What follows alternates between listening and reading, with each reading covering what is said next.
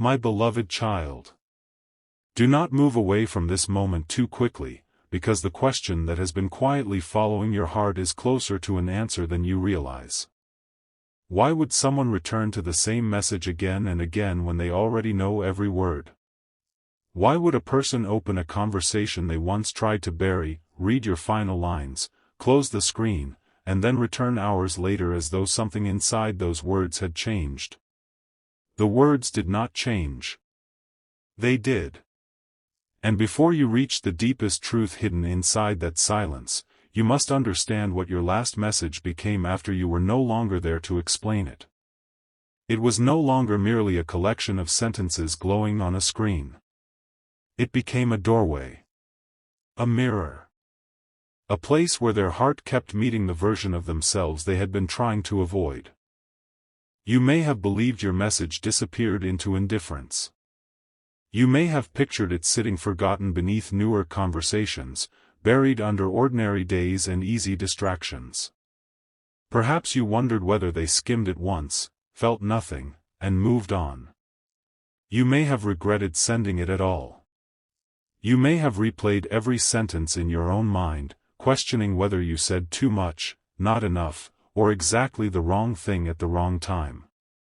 But in this fictional story of wounded hearts, the message was not forgotten.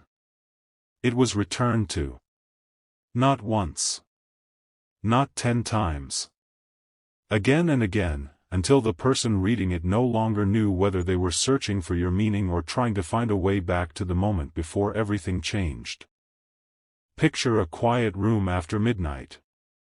The lights are low. Rain presses gently against the window, soft enough to be ignored but steady enough to fill every silence. A phone rests face down on a table. For several minutes, they refuse to touch it. They tell themselves they are tired. They tell themselves tomorrow will be easier. They promise they will not open your conversation again. Then the room becomes too still. Their hand reaches for the phone. Your name appears. And there it is, the message they could almost repeat without looking. Almost. Yet they open it anyway. That is the first hidden detail you need to notice. People do not repeatedly return to words that mean nothing to them. They return when something remains unfinished. When a sentence has become heavier with time. When the heart has recognized a truth that pride, fear, or confusion once refused to accept. But the reason they read it so many times is not simply because they miss you. Missing you is only the surface. There is something deeper inside their repeated return, and it begins with the way your message ended. You did not beg. You did not threaten. You did not write with cruelty, even though you were hurting. Your words carried the exhaustion of someone who had finally realized that love should not require constant proof of worth. There was sadness in them, but also dignity. There was tenderness, but also a boundary. You were not trying to punish them. You were trying to survive what the connection had become. And that quiet strength unsettled them more than anger ever could. Anger would have given them something to fight against. Harsh words would have allowed them to defend themselves. Accusations might have let them focus on your tone instead of their actions. But your message did not offer them an easy escape. It was honest without being cruel. It was wounded without becoming vindictive. It carried a kind of final peace they had never expected from you. That peace frightened them. Because they understood, perhaps for the first time, that you were no longer asking them to choose you. You were choosing yourself. The first time they read the message, they moved quickly. Their mind rushed ahead of their heart, searching for explanations. They told themselves you were emotional. They decided you needed space. They assumed the distance would pass as it had before. Somewhere inside them lived the comfortable belief that your love would always leave the door unlocked. So they read your words, closed the conversation, and continued with their day. But your silence afterward was different. It did not feel like a temporary pause. It felt like a room after someone has packed their belongings and walked away without slamming the door. At first, they resisted that feeling. They filled their time. They spoke to people who knew nothing about the weight behind their smile. They laughed in places where your name was not mentioned. They scrolled through meaningless distractions. They tried to prove to themselves that nothing essential had changed. Yet small moments began betraying them. A song played that you once shared. A familiar phrase appeared in someone else's message. They passed a place connected to a memory they had not planned to revisit. They reached for their phone during a moment when they would normally have told you something small and ordinary. That was when your last message returned to them. The second reading felt different from the first. The same words were there, but now the silence around them had begun translating what they had refused to hear. You were not asking for perfection. You were asking for consistency. You were not demanding impossible promises. You were asking not to be treated as though your heart could be postponed indefinitely. You were not walking away because love had vanished. You were walking away because love without safety had begun to erase you. Still, they were not ready to admit this. So they searched your message for a hidden invitation. They examined every line, hoping to find proof that you did not truly mean goodbye. They looked for softness they could interpret as permission to return whenever they felt ready. And there was softness. That is what made it harder. You had not stopped caring. Your message carried love even while it released the outcome. It did not say, "You never mattered." It said, in ways both spoken and unspoken, "You mattered deeply, but I cannot keep abandoning myself to remain close to you." That truth followed them into the night. What happened next was not dramatic. There was no thunder, no sudden vision, no guaranteed supernatural sign. It was quieter than that. More human. More painful. They began remembering the moments you had minimized your own hurt to protect them from guilt. The times you said, "It's okay," when it was not. The times you accepted a partial explanation because you were afraid that asking for more would push them away. The times you waited for clarity while they enjoyed the comfort of your loyalty without offering the security your heart needed. Memory became a witness. And your message became its testimony. By the 10th reading, they were no longer searching only for a way back to you. They were searching for the exact moment they had lost the version of you who once believed patience could fix everything. They wondered when your hope changed into exhaustion. Was it the night they did not respond? Was it the promise they made and quietly broke? Was it the day you needed reassurance and received distance instead? Was it one large wound, or 100 small ones they had dismissed because you carried them so quietly? The answer frightened them because they could not locate a single moment. Your message had not been caused by one mistake. It had been built from accumulation. Every delayed apology. Every confusing silence. Every time affection arrived only after you began pulling away. Every time you questioned whether their actions matched the tenderness of their words. Your final message was not sudden. It was the last page of a story your heart had been writing alone for far too long.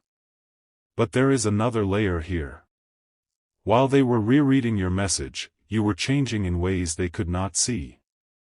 You may not have felt strong. Healing rarely announces itself with certainty. Some mornings, you may have awakened with the same ache. Some nights, your mind may have returned to questions you thought you had already released. You may have wanted answers, not because you wished to surrender your dignity, but because the human heart struggles with unfinished endings. Yet even in your confusion, something sacred was forming within you. You began understanding that your value could not depend on someone else's ability to recognize it. You began separating love from longing. You began noticing how often you had mistaken potential for commitment, intensity for intimacy, and waiting for devotion. This did not make your feelings false. It made your vision clearer. You loved sincerely. You hoped honestly. You gave what you knew how to give. But love is not dishonored when you stop allowing it to become a place of self-neglect. That realization changed the energy of your silence. They could feel it without fully understanding it. Before, when you became quiet, there was still a thread reaching toward them. A question beneath the silence.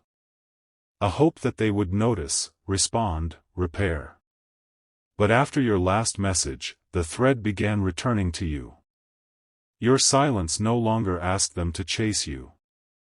It created space for you to hear yourself. And that was the absence they could not ignore. Your absence said what your explanations could not. At first, they thought they missed your attention. They missed seeing your name.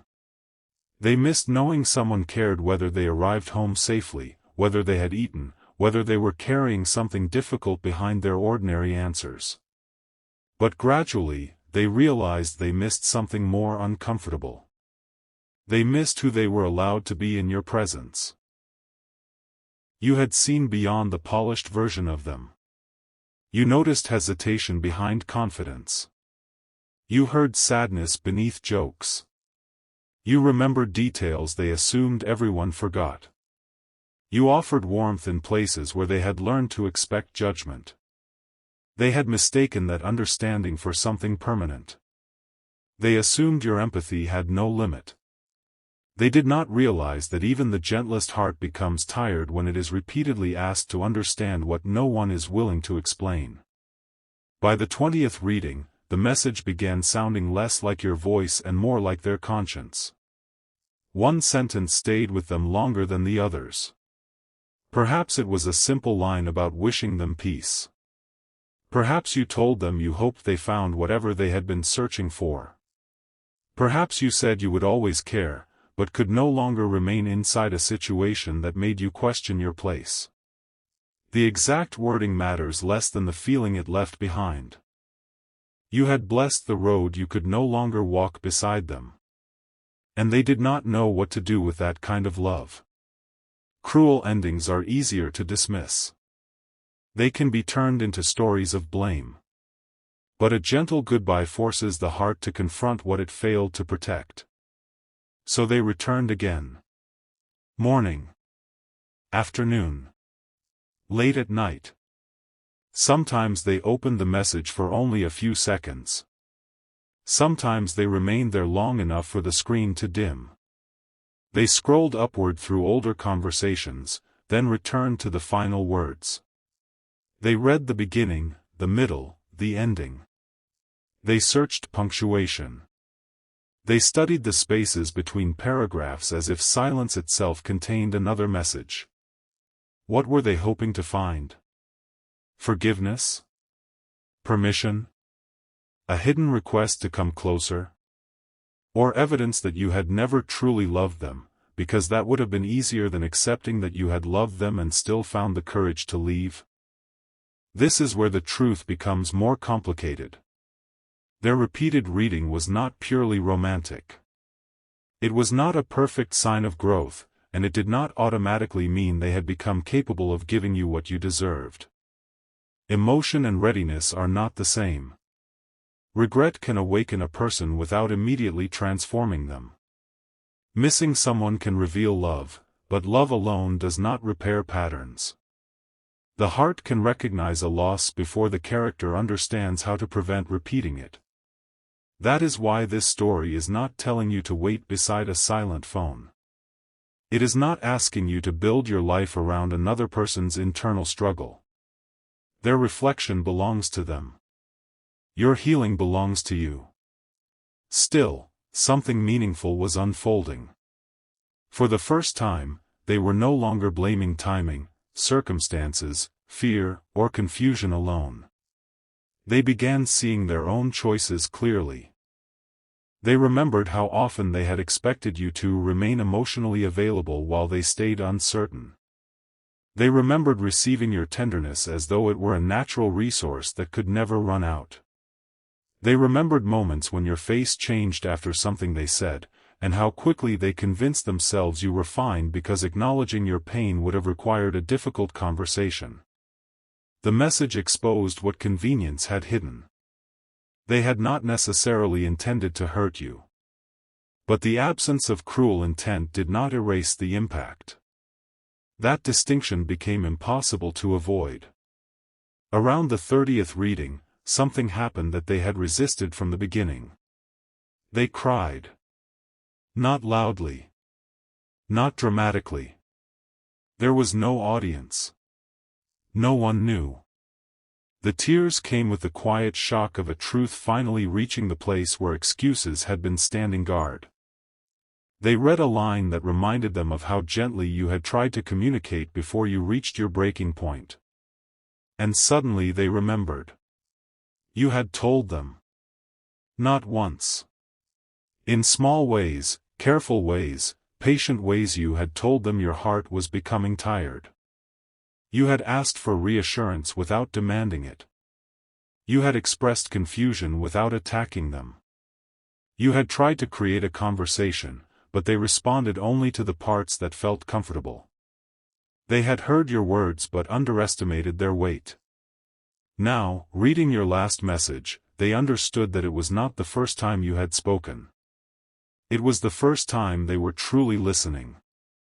Heaven, in this fictional reflection, did not celebrate their pain. Divine love does not delight in regret.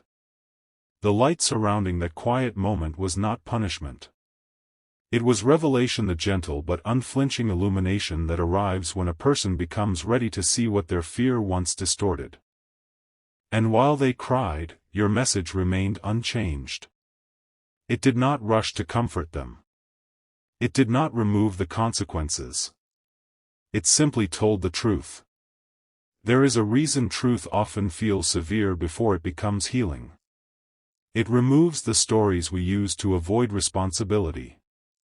But once those stories fall, something new becomes possible, not guaranteed reconciliation, not automatic reunion, but honesty. Honesty was the first door they had avoided. Now they were standing before it. Yet the deepest reason for their 100 readings was still hidden from them. They believed they were rereading your message because they were trying to understand you. But beneath that, they were trying to understand themselves. Why had they withdrawn when closeness became real? Why had they offered affection and then created distance? Why had they wanted the comfort of your love while fearing the responsibility of holding it carefully? Why did they feel safest when you were chasing clarity, but panicked when you stopped? These questions led them somewhere unexpected. Not back to the beginning of your relationship. Further. To an older wound. A pattern formed long before you entered their life.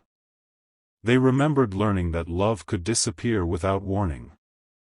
They remembered watching people avoid difficult emotions. They remembered believing that needing someone gave that person power to hurt them. So they developed habits that once protected them. They stayed slightly distant. They delayed vulnerability. They offered enough to keep connection alive but not enough to feel fully exposed. Then you arrived. You did not force your way through their walls. You stood near them with patience. You showed them that closeness could be gentle. For a while, they stepped toward it. Then the old fear returned. The more they cared, the more dangerous the connection felt. So they created distance and called it confusion. They withheld and called it caution. They disappeared emotionally and told themselves they needed time. You interpreted their distance as uncertainty about you. But much of it was uncertainty about whether they could survive being truly known. This does not excuse the hurt. Understanding is not the same as absolving. A wound may explain why someone runs, but it does not make you responsible for being left behind. That is one truth your last message forced them to face.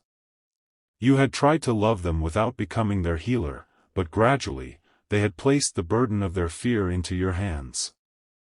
They expected your patience to prove that abandonment would not happen, while behaving in ways that made abandonment almost inevitable. They feared losing you. Then they created the conditions that pushed you away. When this became clear, the message changed again. By the 40th reading, they were no longer focusing on the sentences where you expressed pain. They became fixated on the parts where you reclaimed yourself. There was a steadiness in your words they had not recognized before. You were not writing from a sudden impulse. You had already grieved. Perhaps not completely, but enough to know that staying in the same cycle would cost you more than leaving. They imagined you writing the message. They pictured your fingers pausing over the screen. They wondered how many times you erased a sentence to make it kinder. They wondered whether you cried before pressing send. They wondered whether you sat afterward staring at the conversation, hoping they would respond with the honesty you had been waiting for. Then they confronted the possibility that you had waited for their reply. And they had not understood the moment. Maybe they responded too casually. Maybe they said nothing. Maybe they drafted an answer and deleted it because they were afraid of saying the wrong thing. Maybe pride whispered that you would return first. Whatever happened, time passed. The window narrowed. And the version of you waiting for one last sign began to disappear. This thought disturbed them more than the idea of losing access to you.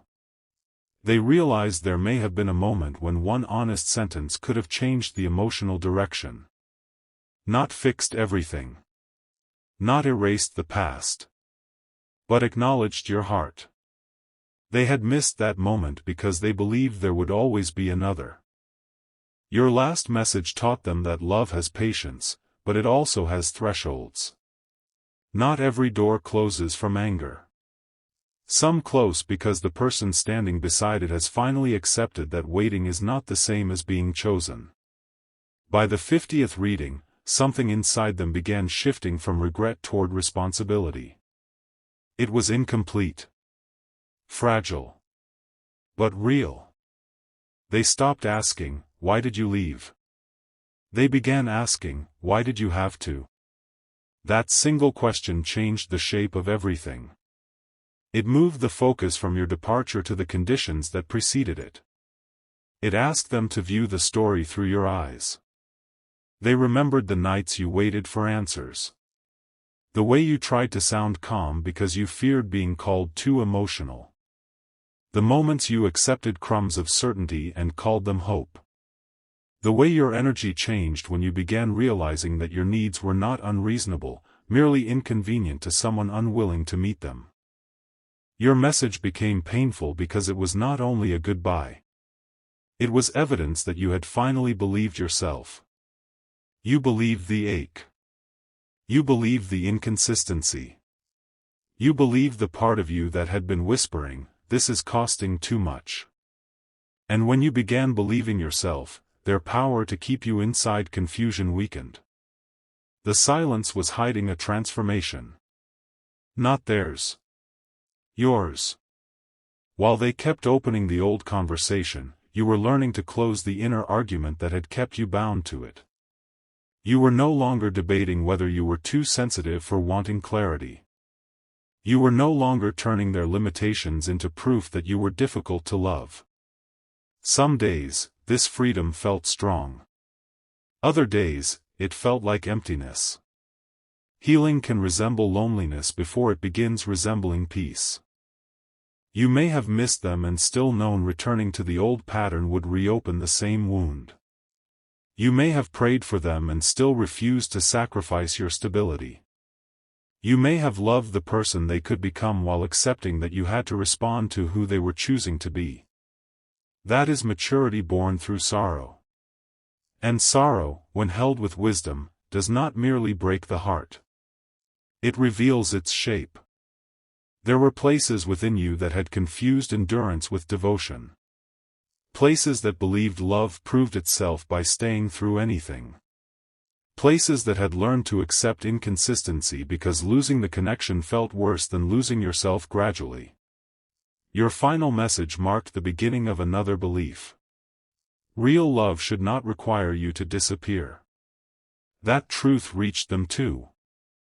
They began noticing that your message contained no demand for revenge.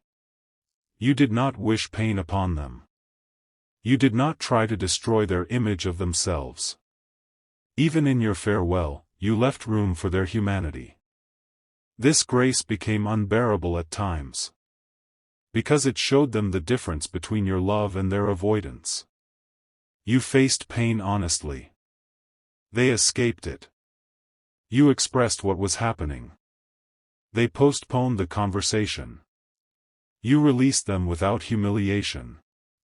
They had held you in uncertainty without fully realizing what it was doing. The contrast broke something open. Around the 60th reading, they almost wrote to you. Their fingers moved to the reply field. A sentence appeared. Then another. They erased both. Not because they felt nothing. Because they finally understood that a message sent only to relieve their own guilt could become another burden placed on you.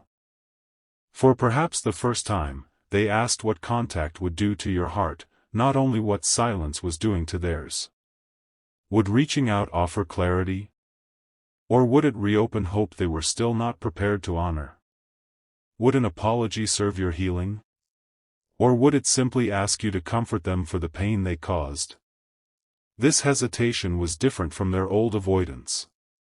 Before, they delayed because they feared vulnerability. Now, they paused because responsibility had begun teaching them that not every emotion must immediately become an action. Still, the unsent message remained. They returned to your words instead. They read them with growing awareness that an apology, if it ever came, could not be a bridge made of beautiful language alone. Words had once been the easiest part.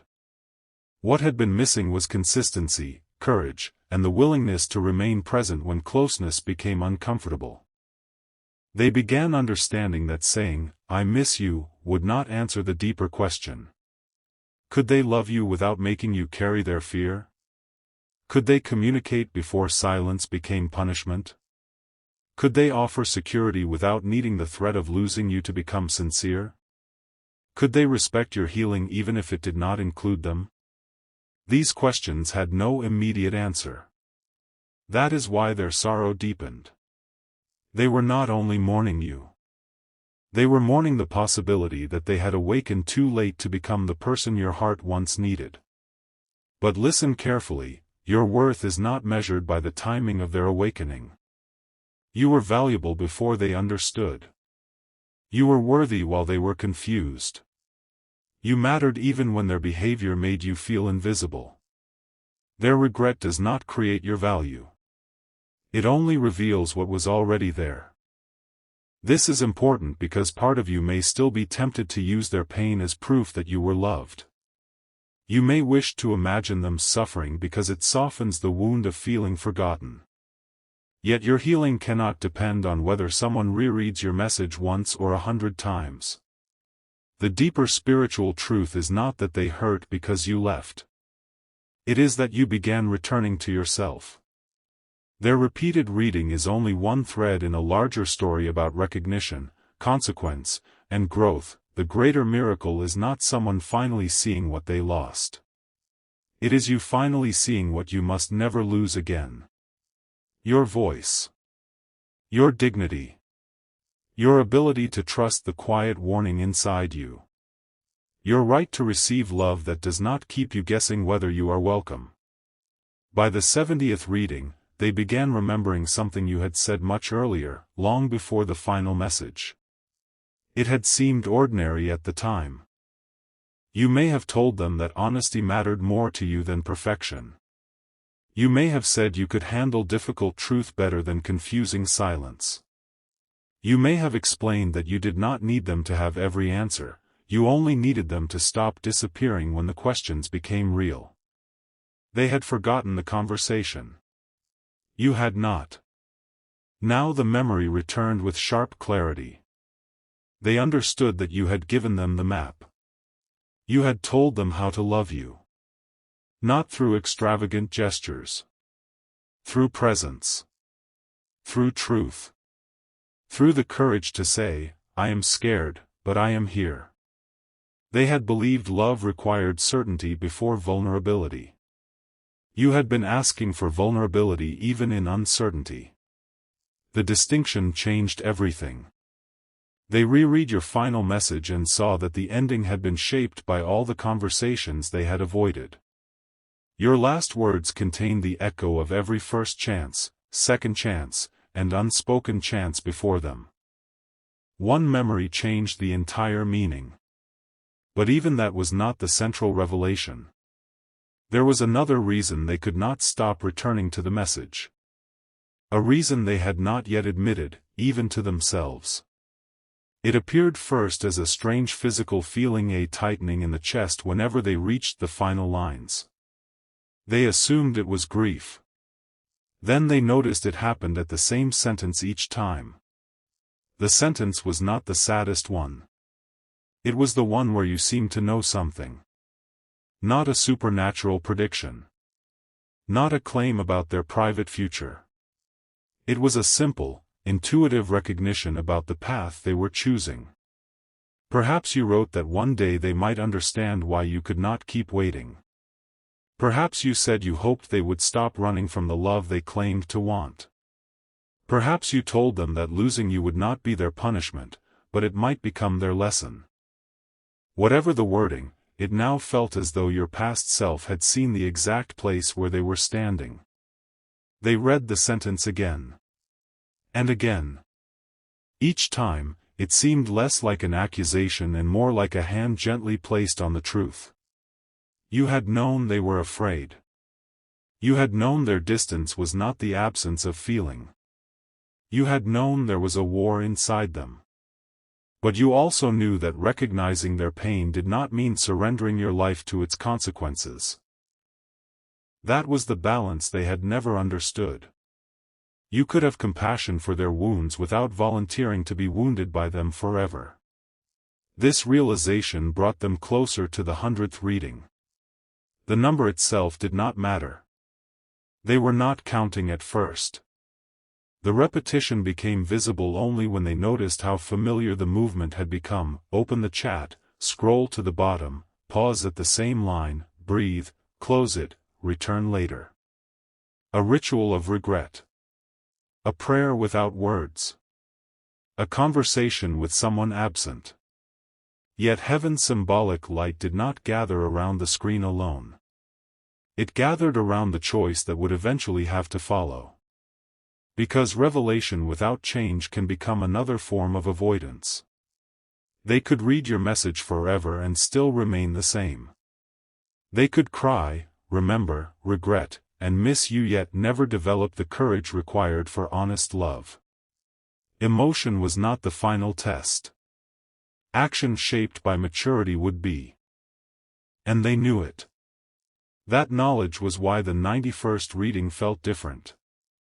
They did not open the chat to feel close to you. They opened it to decide something. The room was quiet again. Dawn had not yet arrived, but the darkness had begun losing its depth. A thin line of pale light rested beneath the curtains. Their phone illuminated their face, tired from more than lack of sleep. They read the message slowly. This time they did not rush past the lines that made them uncomfortable. They allowed each one to remain. They noticed how often you had used gentle language even while describing deep pain. They noticed that you never called them unworthy of love. You only refused to keep accepting a love that made you feel unworthy. They reached the final sentence. Their finger hovered over the reply field. But they did not type. Instead, they opened an empty note. They began writing something they had never written before. Not to you. To themselves. They wrote the truth without decoration. They admitted they had cared more deeply than they allowed you to know. They admitted your closeness had awakened fears they were ashamed to reveal. They admitted that when you asked for clarity, they heard pressure not because you were demanding too much, but because clarity would have forced them to choose courage over avoidance. They admitted that they thought keeping you uncertain would buy them time. Instead, it taught you how to leave. They stopped writing. The sentence remained on the screen. They thought of you reading their old promises, waiting for actions that never arrived. For the first time, they felt the full distance between intention and impact. They had intended to return when they felt ready. You experienced their delay as rejection. They intended to protect themselves. You experienced their walls as punishment for loving them. They intended to avoid making a promise they might break.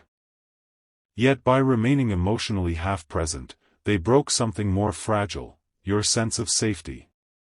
That truth made them close their eyes. When they opened them again, the first light of morning had entered the room. Nothing supernatural happened. No guarantee appeared. No voice promised that you would come back. There was only stillness. And within that stillness, responsibility. The 95th reading came later that day. They were not alone this time. People moved around them. Conversations rose and fell. Life continued with its strange ability to remain ordinary while a heart is undergoing change. They opened your message discreetly. One line caught them unexpectedly. A line about wishing them healing. They had interpreted it before as a polite farewell. Now they understood it was more intimate. You had seen that they were living from wounds they refused to name. You had hoped they would heal, not so they could return to you, but so they would stop hurting themselves and everyone who came close. Your love had not only wanted to possess them. It had wanted them to become free. That realization carried both comfort and sorrow. Because they understood that you may have loved them in a way they did not know how to receive.